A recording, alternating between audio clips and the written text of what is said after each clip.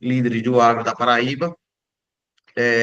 Essa iniciativa é nossa, a sexta edição dos Jovens, Programa Nacional de Desenvolvimento de Lideranças, promovido pelo CNA-Senar, e hoje teremos uma palestra bem legal, com muita honra de aprofundar nossos conhecimentos com uma palestra inspiradora sobre competência de liderança, visão estratégica, tema essencial para quem deseja transformar o agro com estratégia, visão e atitude.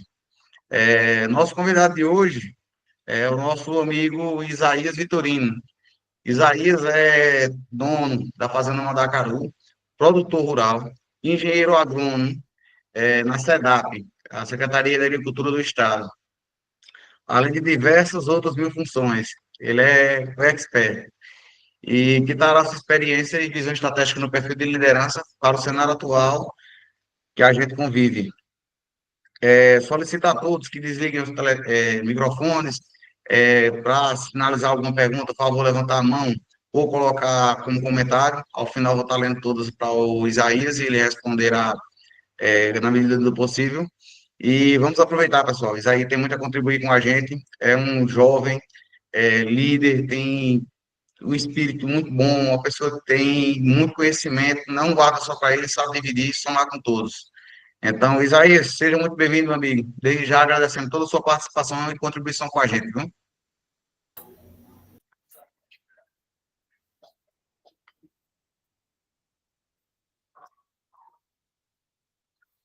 Boa noite a todos. André, tá me ouvindo?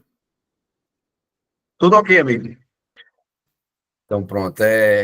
Boa noite a todos, né? O Leandro falou inicialmente. Quero agradecer o convite, André. Quer dizer que é um prazer, uma satisfação estar hoje aqui para tentar transmitir nossas experiências, né? Fazer uma associação com o tema proposto por vocês do Senar. Esse projeto que é de grande importância, difundir conhecimentos para os jovens, né? Então, eu trago essa temática visão estratégica, eu vou tentar associar com a nossa realidade, né, o que a gente faz na nossa propriedade rural, no nosso dia a dia, né, como pesquisador na cultura da palma.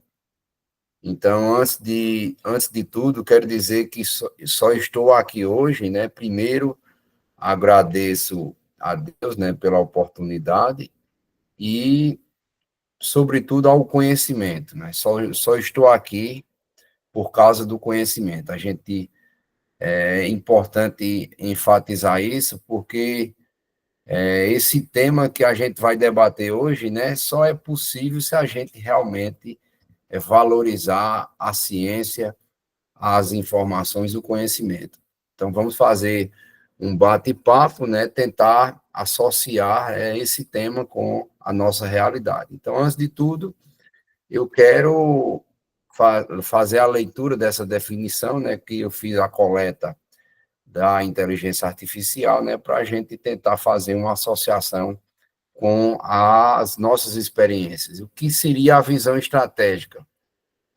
Nada mais é do que a capacidade de uma pessoa ou organização, pode ser uma instituição ou uma associação, de antecipar o futuro, né? Ter realmente essa visão, ser visionário, ter essa preocupação com o futuro, de identificar oportunidades e ameaças. Essa palavra ameaça, né, que é muito forte, aqui eu encarei como a problemática da seca, né? A seca, na verdade, é a nossa principal ameaça, é o nosso principal desafio. Definir objetivos de longo prazo. Então, objetivos, né, é importante toda atividade, né, a gente fazer realmente uma listagem de quais são os nossos objetivos e as metas que são os resultados dos objetivos. A gente ter esse planejamento. Alinhado ações presentes para alcançar um futuro desejado. É mais do que simplesmente planejar, é a habilidade de criar e comunicar uma imagem clara e inspiradora do futuro, guiando decisões e ações. Então, pessoal, a gente pegando essa definição, né, o que seria a visão estratégica, eu tentei grifar aí em negrita essas palavras, né, principais, né, ameaças, futuro, objetivos, planejar, né, e as decisões, a tomada de decisão é o mais importante, a gente ter coragem de tomar uma decisão, enfrentar o tradicionalismo, as críticas, né, no nosso ao redor, né, que isso é um dos principais obstáculos a ser enfrentado, a gente romper as tradições, né, e precisa a gente ter coragem para ter a tomada de decisão. Então, se vocês tiverem alguma dúvida, né, é só levantar a mão, dar uma palavrinha que hoje a gente está pronto para ir bater um papo, né? Na verdade, eu não quero que fique uma apresentação monótona, né, para a gente tentar interagir com vocês.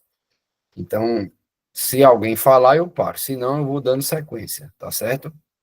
Então, não sei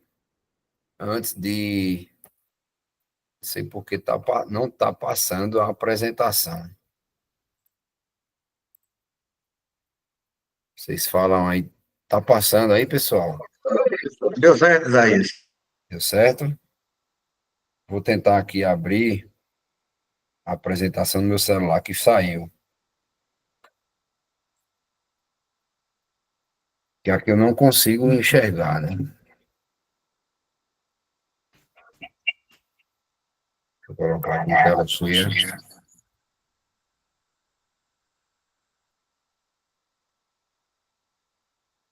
Então, vamos lá.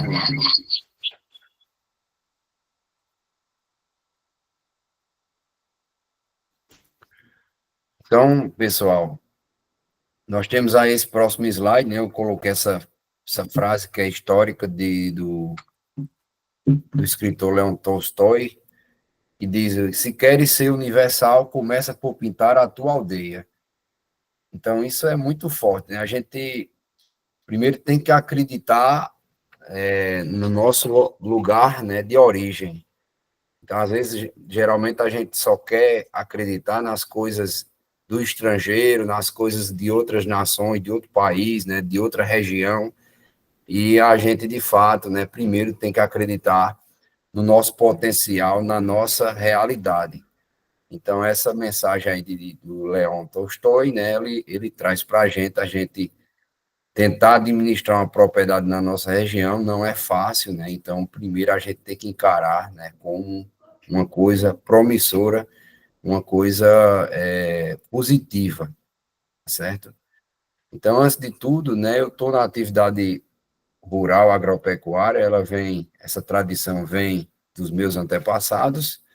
Eu estou na gestão de uma propriedade rural em sucessão familiar, né? A gente tem essa tradição rural, tanto na minha parte materna como na minha parte paterna. Então, essas fotografias aí, não sei se está saindo aí na apresentação. Vocês estão vendo? Antecipa o slide. Eu estou na tela cheia aqui, na verdade está saindo, estou antecipando, apareceu agora, Deu né? certo. Eu tirei de tela cheia, então vai ficar assim mesmo.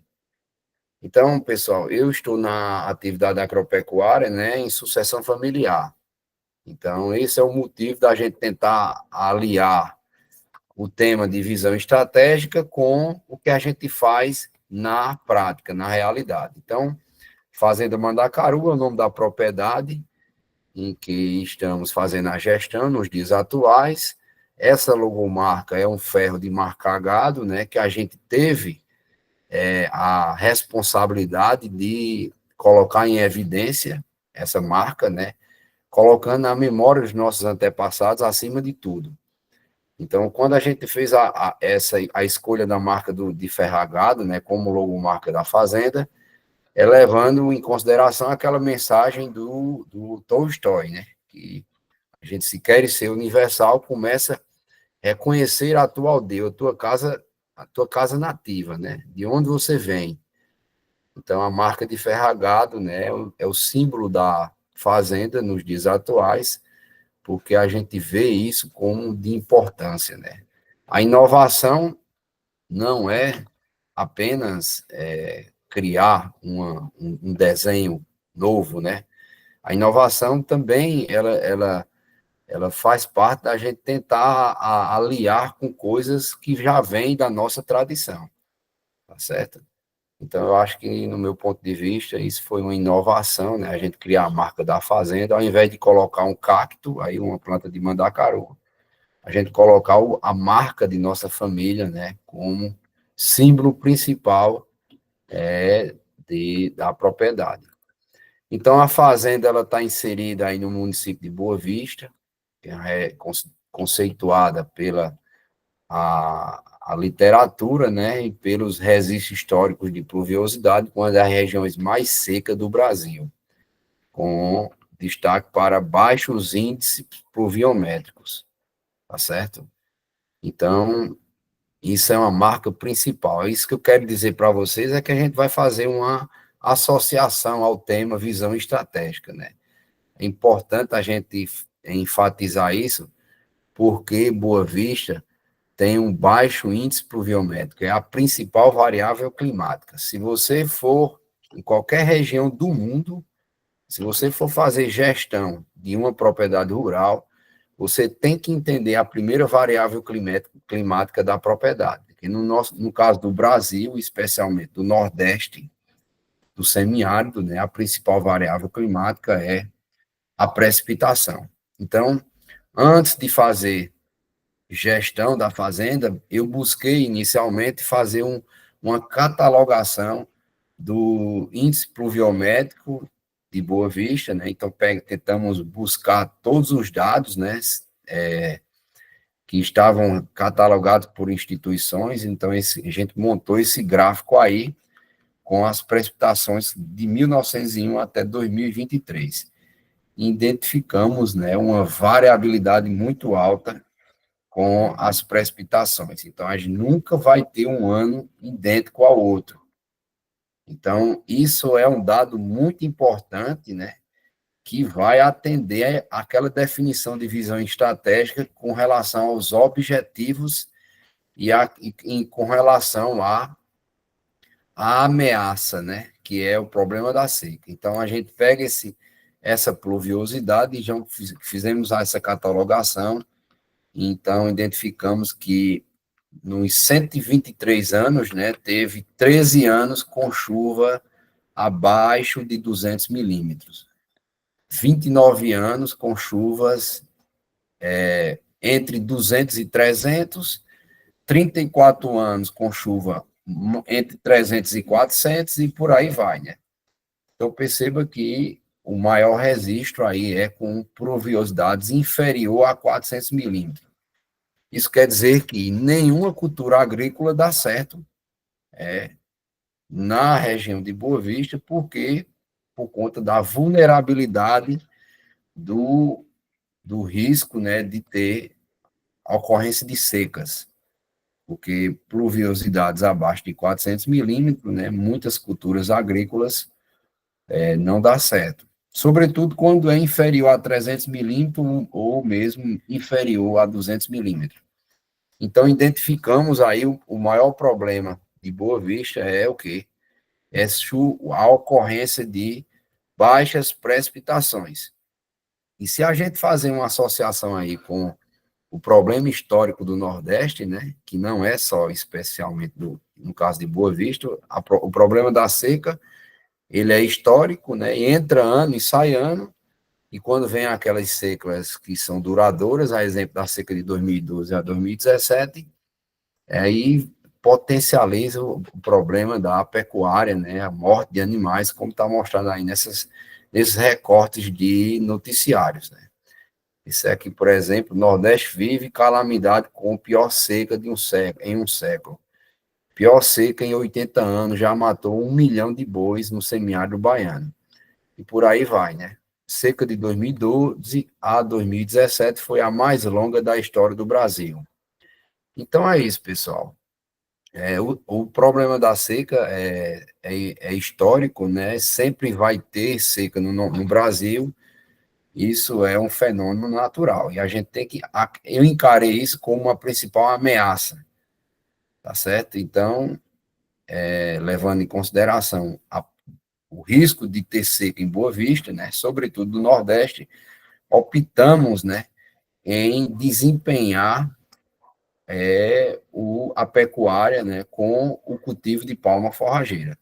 Aqui nessa foto é uma vacaria de leite que pertenceu a meu pai, né, com criação do meu avô, que eles têm tradição na bovinocultura de leite. Aí na imagem percebam que é animais da raça holandesa, né, e elas se alimentando de palma. Então, levando em consideração essa imagem, eu vou mostrar para vocês as evoluções, né, as inovações que tivemos na nossa gestão. Então, pessoal, antes de... Eu quero mostrar aqui deixa eu ver aqui, voltar para o primeiro slide, mostrar a palma, né? Então, levando em consideração esse problema da seca, né, que é a ameaça, como aqui está na definição de visão estratégica, a gente elegeu a palma como a principal planta que pode ser utilizada na nossa propriedade, né? Porque é uma planta que resiste à seca e pode crescer em anos com baixa pluviosidade. Então, nenhuma outra cultura daria certo, né, em Boa Vista, a não ser a palma, que ela dá uma garantia de ser produzida em qualquer ano. Mesmo sendo um ano com registro de 100 milímetros, a palma consegue crescer. Nenhuma outra cultura consegue produzir como a palma, né, em um ano de baixa pluviosidade. Agora, precisa a gente adotar manejo, né, para realmente ela atingir níveis de produtividade elevados, mesmo com ocorrência de baixas pluviosidade. Então, a gente aqui elegeu a palma como nossa principal meta, né, de cultivo. Então, se você ver aqui a definição de visão, os objetivos, né, então a gente já tem, sabe do problema que é a seca. Então, como objetivo é realizar o cultivo de palma, né, para driblar esse problema da seca.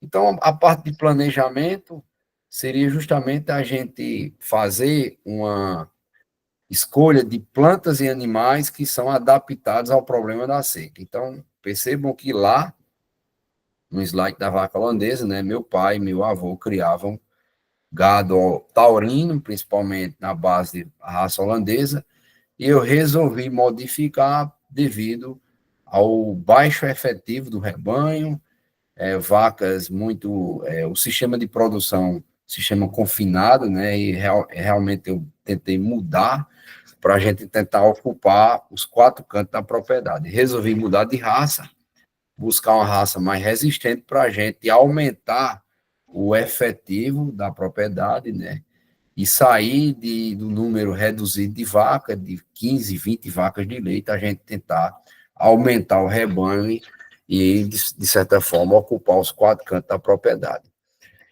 Então, um primeiro gargalo que a gente viu, um desafio, foi o problema da colheita, né? A gente tinha campos de palma, né? Antigamente era a palma gigante, eu acho que aqui está uma imagem da palma gigante, mas está lá embaixo. Então, a gente fazia o cultivo de palma gigante e tinha o problema da colheita, que é a colheita manual com tração animal, né? Então, esse foi um dos desafios que tentamos vencer, né? Porque a maior doença de nossa região é a fome. Então, a gente tinha muito alimento, tinha a palma, mas quando chegava a seca, não conseguia matar a fome dos animais, porque a gente não conseguia vencer o trabalho da colheita. O animal precisa comer aproximadamente 10% do peso vivo, né, de palma. Por exemplo, uma vaca de 400 quilos de peso vivo precisa se alimentar com aproximadamente 40 quilos de palma. E quando a gente fazia essa prática de colheita, né, a gente não conseguia atender o rebanho todo, né, tanto o rebanho de caprino, ovino, bovino, porque eram muitos animais. Então, esse foi um dos gargalos de nossa gestão, tentar vencer o problema da colheita. Aqui é a imagem da máquina forrageira, tá certo?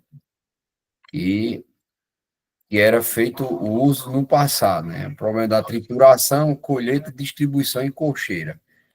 E aí a gente tentou evoluir a parte da colheita para e mecanizou, né? Construímos uma cocheira fora do curral, até porque para dar acesso com o trator, fabricamos um vagão, né, para melhorar a eficiência na colheita e na alimentação dos animais. Então, acho que isso aí foi um dos avanços, né, que atende à definição de visão estratégica. A gente tentar resolver matar a fome dos animais no período de seca. Então, criamos o vagão, né, então, aqui está uma imagem com animais da raça Sind, saímos da vaca holandesa, que eram poucos animais em cocheira, passamos a criar a vaca Sind, um zebuíno mais rústico, que percorre muito o cercado, que se alimenta de pastagem nativa, com eficiência. Então, conseguimos evoluir o rebanho. Saímos de 20 vacas holandesas, né, no passado, com a gestão do meu pai e avô. Hoje nós temos aproximadamente 80 animais da raça Sind. Então, tivemos um ganho, o rebanho evoluiu. E saímos da máquina forrageira, foi para o vagão. Aqui é uma imagem no interior do vagão forrageiro, né? E essa foto aí, eu fiz essa fotografia no dia que o vagão quebrou. Então, percebam que a gente teve um ganho aí com o vagão, a gente conseguiu alimentar os animais com eficiência. O que antes era um dia inteiro para buscar a palma no campo, né?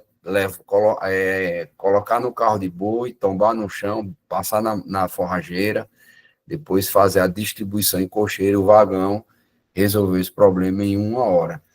Mas aí surgiu outro problema, né? O vagão, quando quebrava, tanto o vagão como o trator, quando quebrava, né, deixava a gente de mãos atadas, né? Então aí surgiu mais um novo desafio, a gente tentar resolver esse problema da mecanização. A gente, como pequeno produtor, temos máquina, apenas uma máquina, né? E tem aquele ditado: quem tem dois tem um, quem tem um não tem nada. Quando a máquina quebrava, a gente ficava de mãos atadas. E para corrigir o problema de uma máquina dessa, né, não resolve de um dia para o outro. Isso é uma semana inteira. Às vezes a parte de mecânica, o pessoal estavam ocupados, né? E aí eu vi essa deficiência, essa falha, né? A gente conseguiu alimentar os animais apenas com a máquina e um investimento muito alto em uma máquina. Então foi quando surgiu a parte do pastejo, né? E surgiu a coragem a gente tomar a decisão de mudar drasticamente do vagão para o pastejo. Então, no ano de 2022, eu iniciei o pastejo, né? Quando realmente o vagão me deixou na mão, quando ele quebrava. E aí a gente teve a coragem de romper o tradicional, e o pessoal criticou muito, né? Quando eu fiz o pastejo em 2022, o pessoal da região me chamavam de louco, porque colocou o gado dentro da palma. Até porque isso era uma atitude não conhecida na região, né, historicamente. Então, aí a gente fez o pastejo, então, com a função realmente de resolver, atender um objetivo que foi listado na nossa estratégia, né, que era resolver o problema da fome e os animais realmente se alimentar com aproximadamente 10% do peso vivo. Quando a gente levava para a cocheira, não conseguimos atingir esse consumo, né, até porque tinha que processar muita palma, mas quando a gente fez o pastejo, naturalmente os animais ficaram à vontade e eles se alimentavam da quantidade que realmente eles queriam. Então, pessoal, eu vou voltar novamente para a definição e vamos perceber que a visão estratégica é nada mais do que isso, a gente planejar o futuro, né? Resolver os nossos problemas e planejar o futuro, né? Elencar os objetivos considerar as ameaças, né? A gente já mostrou quem é as ameaças, né? Que é o problema da seca. Planejar as nossas estratégias da gente vencer essas ameaças, né? E ter a tomada de decisão.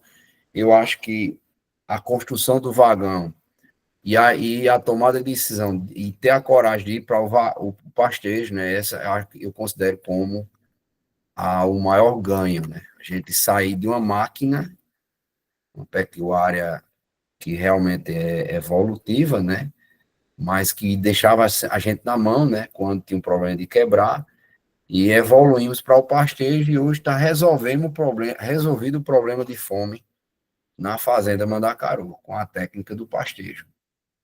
Então, outro dia, me lembrando das conversas que eu tinha com o Manelito da Fazenda Carnaúba, que eu ando na casa de Manelito desde 2008, quando eu estava na Universidade de Areia, eu estava com o filho dele, com o Daniel, e nos finais de semana eu ia para a Fazenda Carnaúba.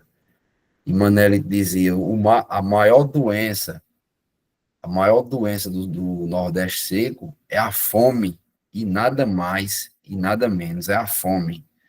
E realmente eu identifiquei isso quando eu passei a fazer a gestão da Fazenda Mandacaru, identifiquei, né, que realmente o maior gargalo de nossa região é alimentar os animais no período de seca. E alimentar com um alimento de qualidade, sobretudo em quantidade. Tá certo? Então, eu acho que hoje o pastejo ele surgiu, né, como uma virada de chave para dar contribuição à nossa região.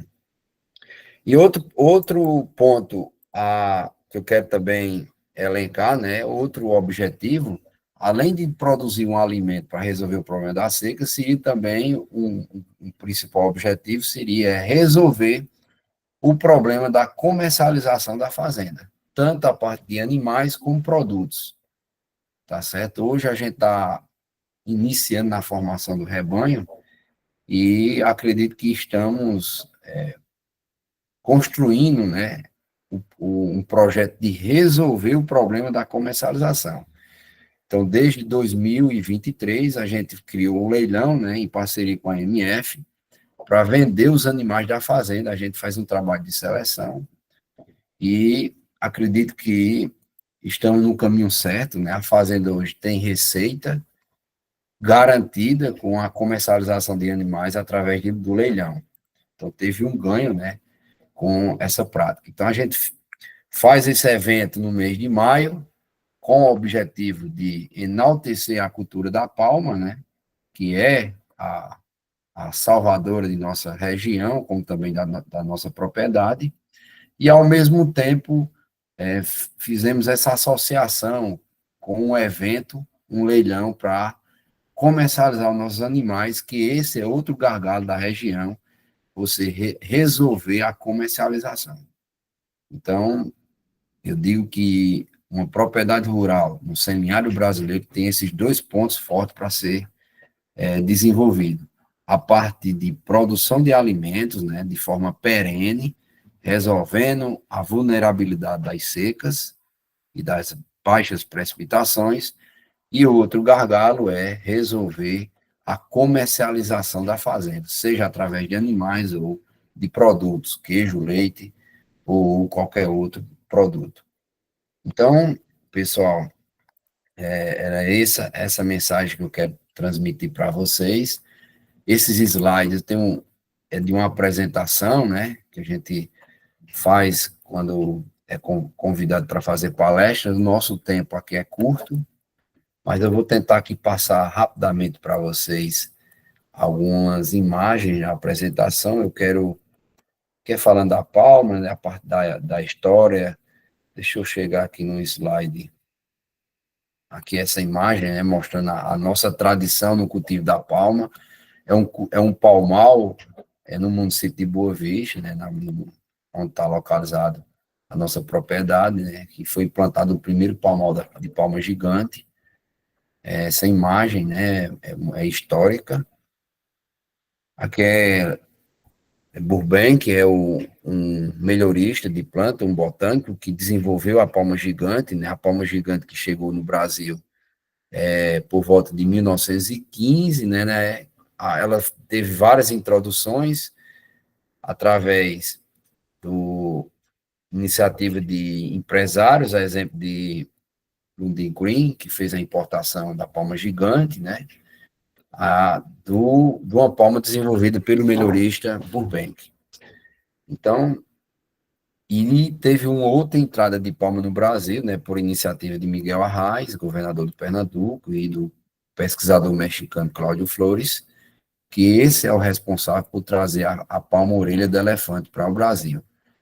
Então, hoje, a pecuária do Nordeste, ela está salva, né, por conta de Cláudio Flores, que foi um pesquisador mexicano que teve a iniciativa de trazer o banco de germoplasma para o Brasil, né, através de Miguel Arraes, do governo do Pernambuco, e nessa importação veio a palma-orelha do elefante.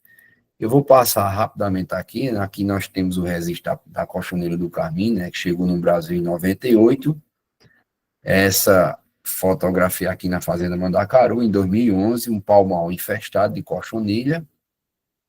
Percebam que é uma palma suja, com muito mato dentro, né? Árvore, agaroba, tá vendo aí a malva seca, mostrando que a palma no passado era uma palma sem manejo, né? Sem uso de herbicida, sem realmente tratos culturais, que é diferente do cultivo da palma nos dias atuais, que a gente realmente adota tratos culturais para aumentar a produtividade. Outro ponto que eu quero mostrar para vocês, que também está dentro da definição de visão estratégica, é com relação às espécies de cochonilha que tem no mundo. Esse slide está listado 9 tipos de cochonilha, mas na verdade nós temos 11 cochonilhas no mundo, e aqui tem uma setinha amarela em Dactylopsis opúncia. É a cochonilha do carmim que está no Brasil, né? Eu quero chamar a atenção de vocês que existe 2 tipos de Dactylopsis opúncia, a linhagem Ficus e a linhagem stricta. A linhagem Ficus é a que está no Brasil, que coloniza palma gigante, e a linhagem stricta é que se alimenta de palma-orelha de elefante. Ela não está no Brasil, ela está na África e na Austrália, e isso é uma ameaça para nós, né? Atende lá a definição de visão estratégica. Eu já estou tendo uma visão de futuro, enxergando o problema dessa praga, se chegar no Brasil no futuro, a gente tentar estratégias de vencer o problema dessa praga. E quais seriam as estratégias? A gente ter o cultivo diversificado de outros tipos de palma, outras variedades de palma.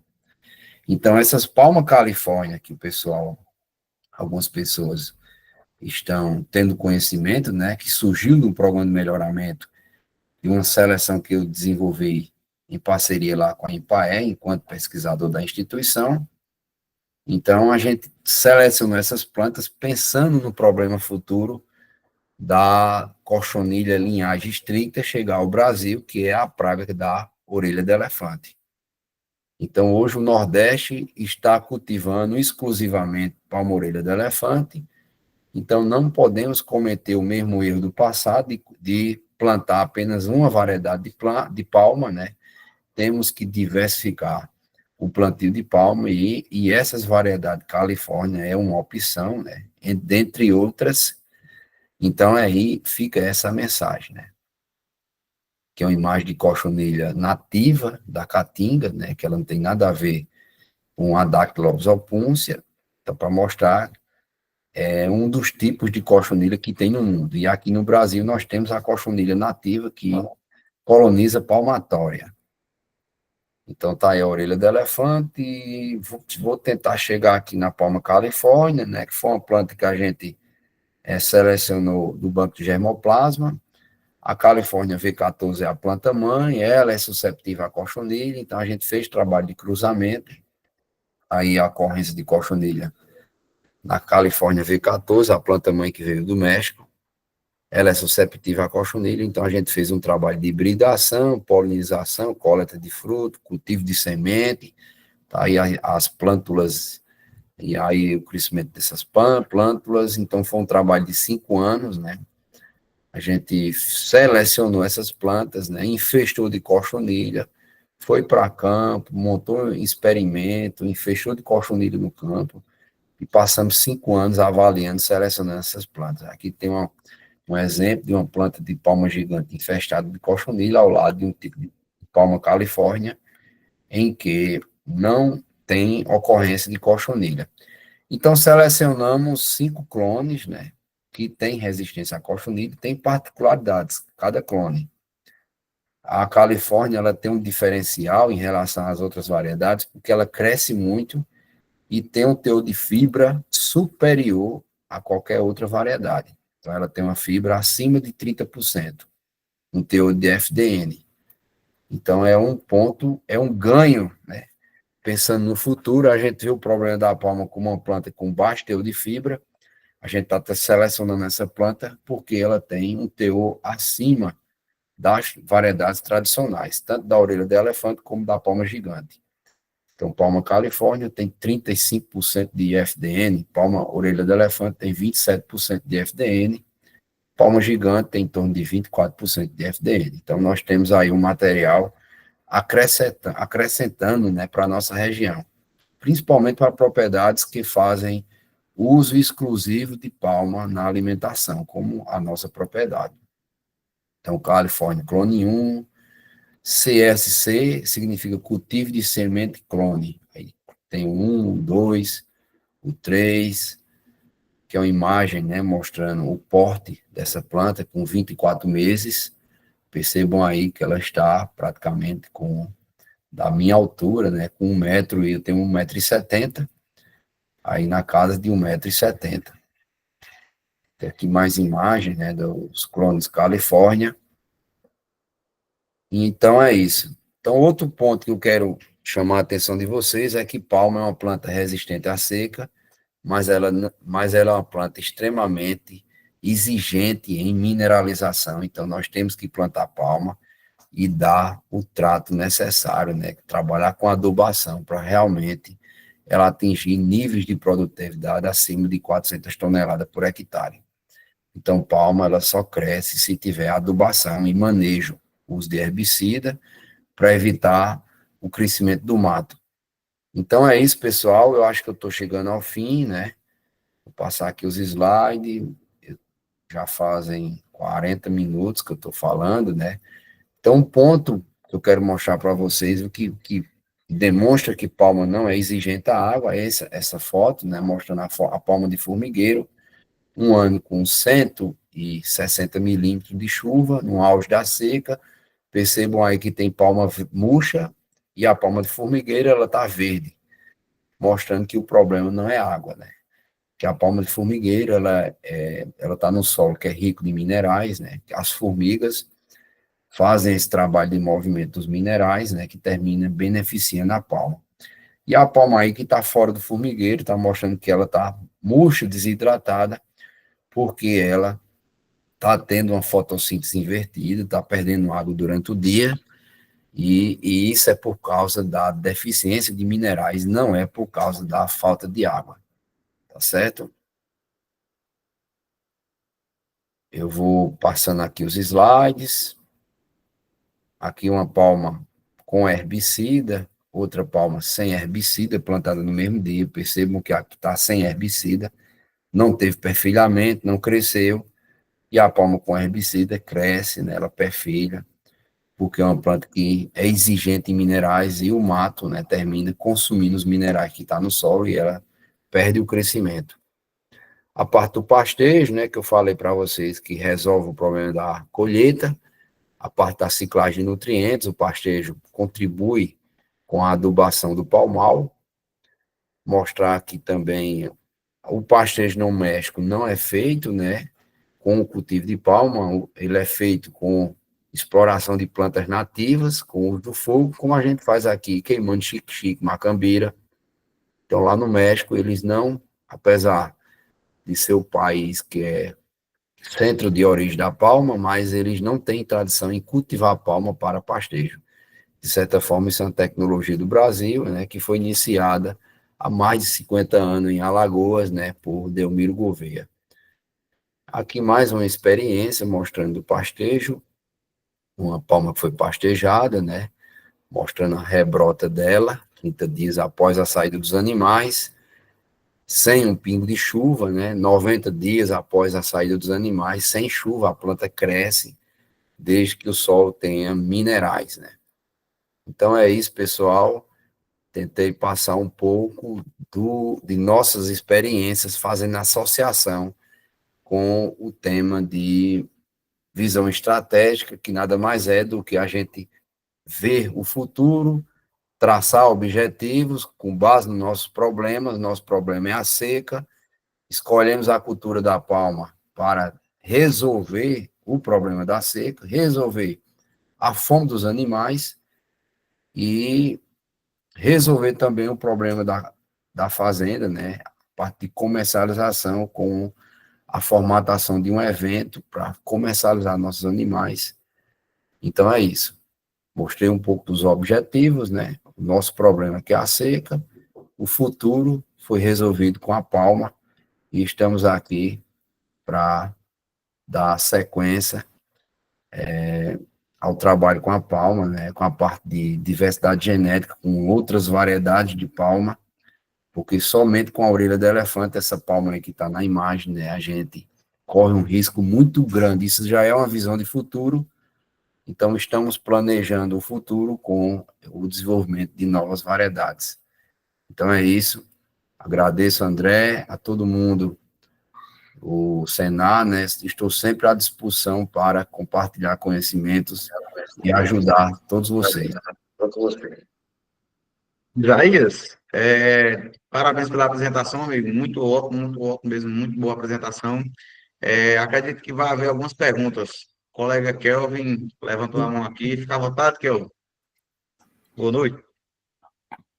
Boa noite, Zé. Tudo bom, meu amigo? Como é que Boa tá? noite, meu amigo Kelvin, meu primo. Tá bom, primo aí? Rapaz, é uma satisfação estar Seriam aqui. duas perguntas aí para te fazer.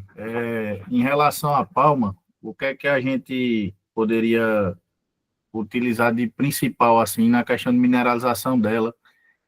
E a segunda pergunta seria, nós como líderes, né, do agro, o que é que você acha que a gente teria que levar para as pequenas propriedades, que é o que a gente mais vê aqui na região da gente, né, no Caririzão da gente? O que é que você acha que a gente poderia fazer de iniciativa, assim, como pequeno líder, né, uma pequena formiguinha ali para movimentar na região da gente aqui, principalmente? Kelvin, E parabéns aí pela apresentação. Como sempre, eu já vi essa sua apresentação, é show de bola. Kelvin, é o seguinte, eu vou tentar aqui abrir um slide, mostrar para ti o que tem que ser adubado no caso da palma, né? Nós temos vários cards mexicanos, porque quem entende de palma é mexicano, brasileiro está começando a aprender agora sobre palma. Nós temos buscado na literatura, né? E se você pegar os cards mexicanos, não estou nem falando de artigo científico. Então, os próprios cards mexicanos, eles mostram aí os 3 minerais principais que a palma precisa: cálcio, magnésio e potássio, que são minerais que estão relacionados com a fotossíntese da palma. Se a palma tiver deficiente nesses 3 minerais, ela passa a fazer a fotossíntese de dia, ela perde água, fica murcha, como naquela foto que a gente viu. A planta fica desidratada. É por conta da deficiência desses 3 minerais. Se ela tiver com alto teor desses 3 minerais, cálcio, magnésio e potássio, ela equilibra a nutrição dentro dela, ela passa a fazer a fotossíntese de noite, ela não perde água e a planta volta a crescer. É o que mostra a palma de formigueiro, entendeu? A palma de formigueiro, ela não para de crescer mesmo o solo estando seco e mesmo sendo no auge de uma seca. Tá certo? Então, eu acho que essa realidade leva para a sua propriedade. Você está inserido em Pocinhos, Pocinhos também é uma região com baixo resiste de chuvas. Então, é isso. Então, o que é que você poderia levar como um difusor de conhecimento que você quis transmitir aí?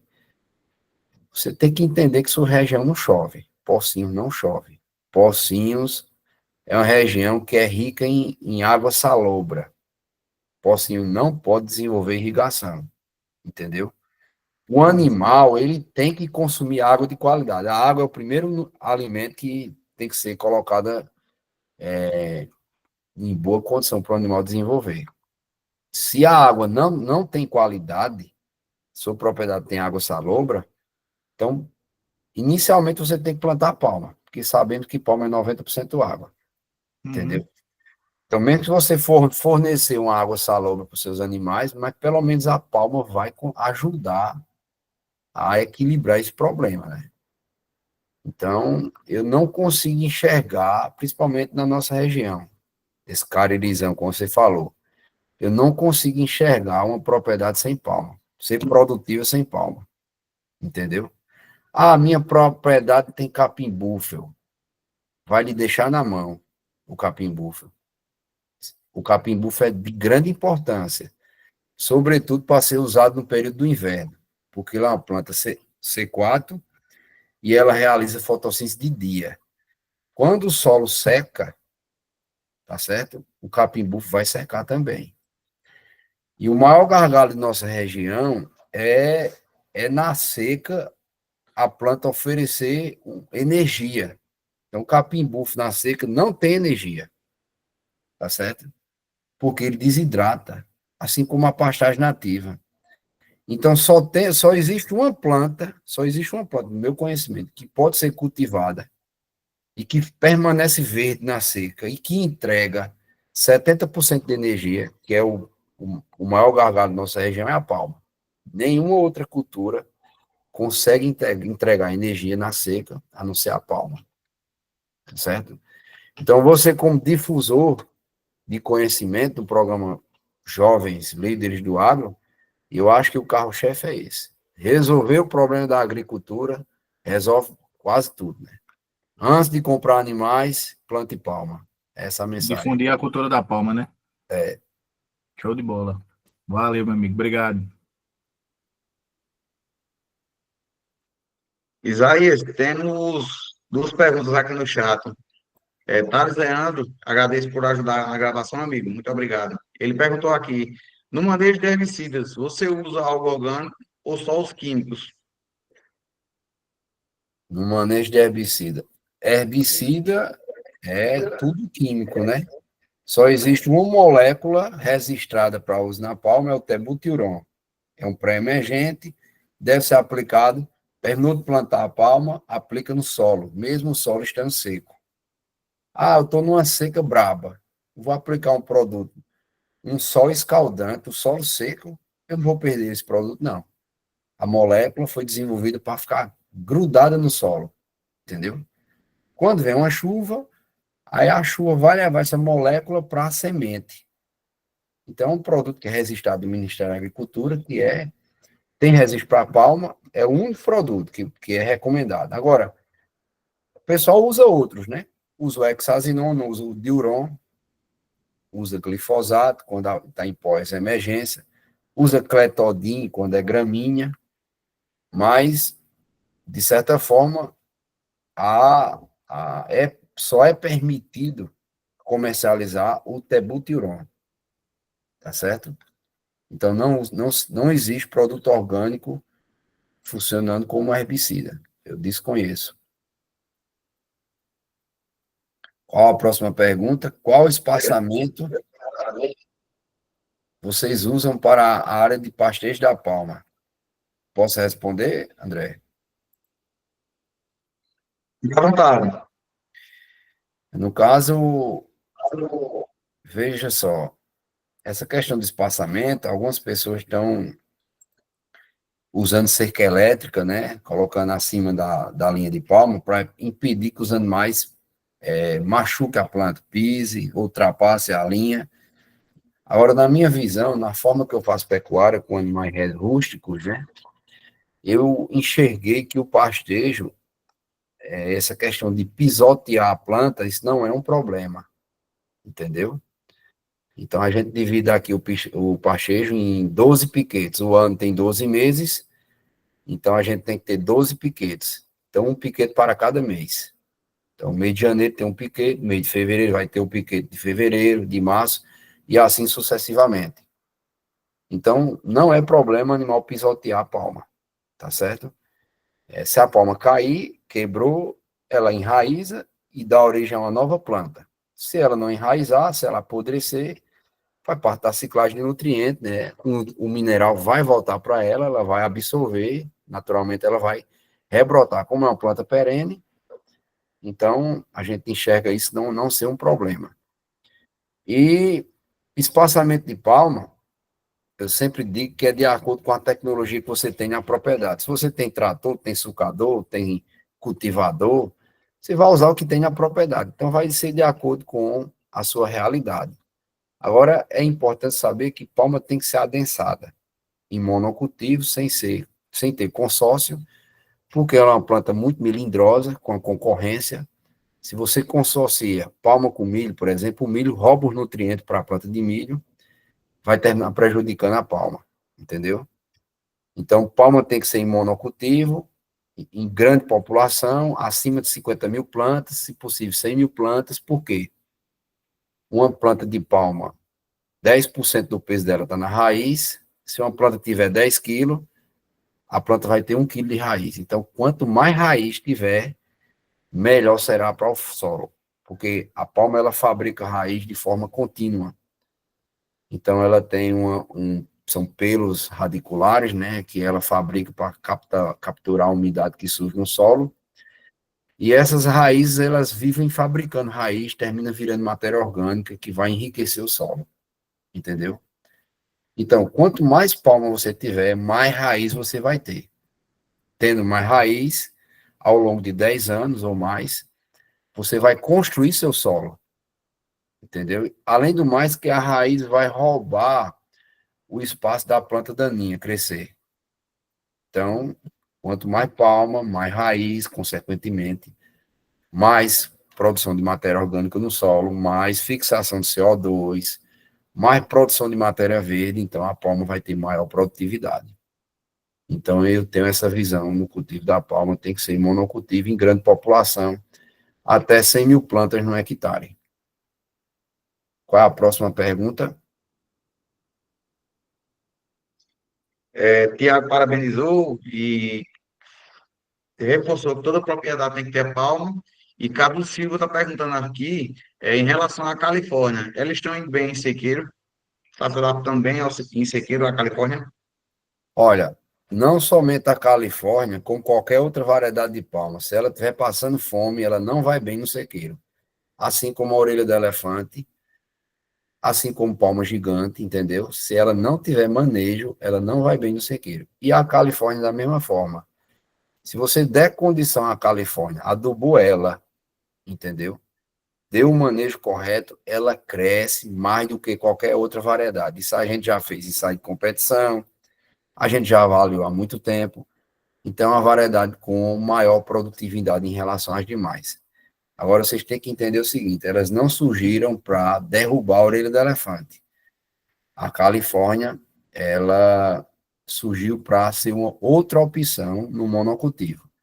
A gente viu o problema aí da cochonilha na palma gigante, nós temos a ameaça da cochonilha na palma-orelha do elefante, com a linhagem estricta, que está na Austrália e na África do Sul, e as palmas Califórnia, ela surge como uma opção para a diversidade genética, e porque elas são resistentes a essa linhagem estricta, e são resistentes à linhagem fixa de cochonilha, entendeu?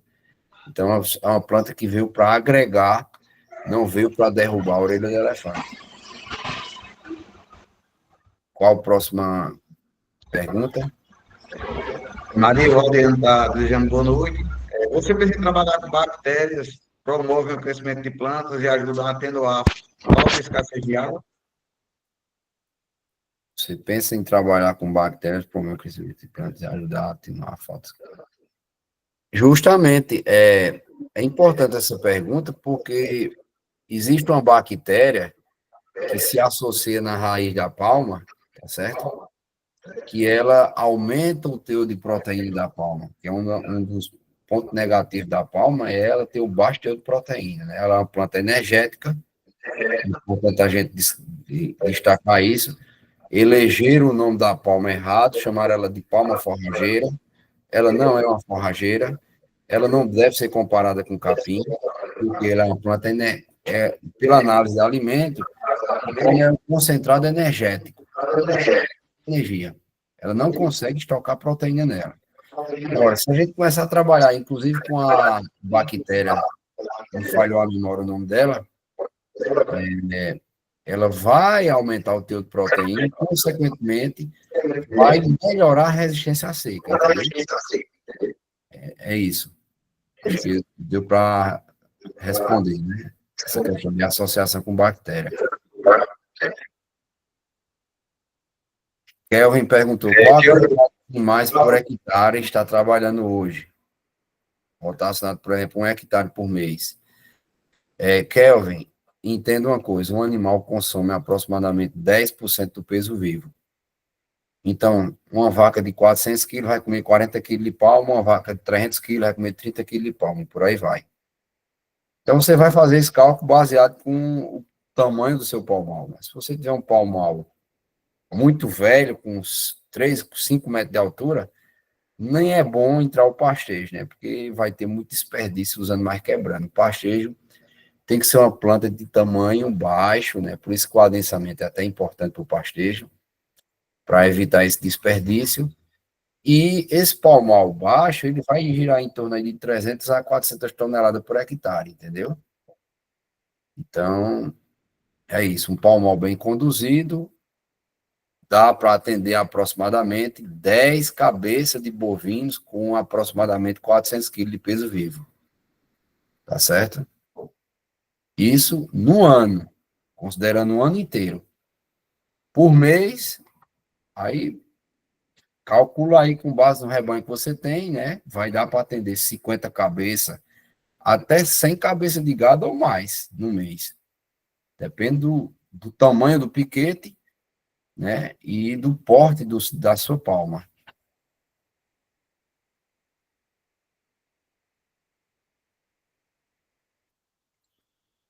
Finalizou, Kelvin, não. Fred finalizou que queria fazer alguma pergunta? Fred é o nosso primo conterrâneo de Boa Vista, né? Entusiasta da palma, entusiasta do nosso trabalho. Quero fazer aqui um registro também a Fred, nosso primo conterrâneo.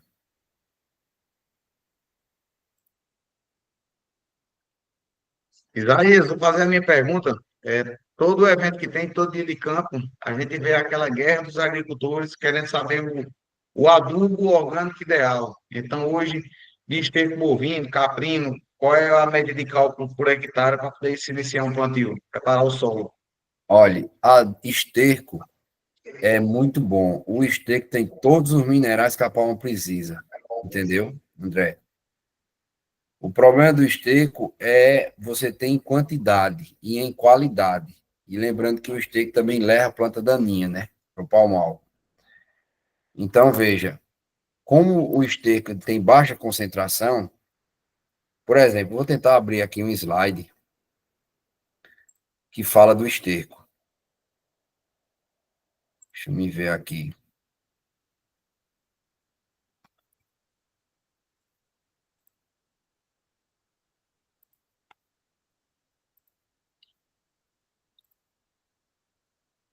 Pronto. Deu para ver esse slide aí, ó. 1 tonelada de esterco temos equivalente a 51 kg de ureia. O problema do esterco é que para você conseguir adubar seu palmal, você tem que colocar grandes quantidades, entendeu, André?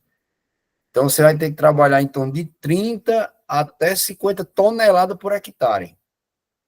É coisa mais ou menos assim, de 5 ou 6 caçamba em 1 hectare de esterco, entendeu? Para realmente você levar os minerais. Agora, quando você pensa em plantar um palmal em grandes áreas, por exemplo, 20 hectares, 30 hectares, você não vai ter esterco. Então, a única opção vai ser trabalhar com adubo, entendeu? Por isso que a gente passa essa recomendação de adubos com os adubos que a planta precisa, tá certo? Então, o esterco é muito bom, é válido, porém, você tem que usar grandes quantidades para atender a demanda da planta. Por exemplo, nesse exemplo aí, em 1 tonelada, você vai colocar 50 quilos de ureia. Depois de você espalhar 1 tonelada, você vai colocar 50 quilos de ureia, entendeu? Proporcionalmente.